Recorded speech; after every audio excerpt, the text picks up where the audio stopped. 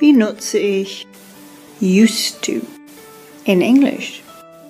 Let's look at some examples. I used to go walking in the mountains. That's where I came up with my language energy strategy. When I came to Berlin, I used to be appalled by graffiti, but I'm quite intrigued by it now. I used to have to go here every day. Kaiser and I used to be best friends. So check this out. In this sentence, I'm using both versions of the same word. So I used to have a dog, so I am used to dogs. Do you see the difference?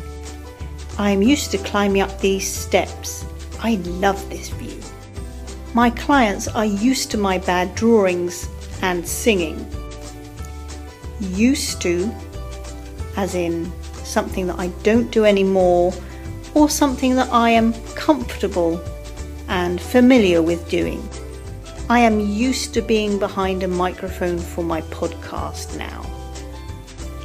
Früher oder dran gewöhnt. So I hope you enjoyed my little explanation, and I'll see you very soon. It's Corinne Wilhelm from Bite Sized English.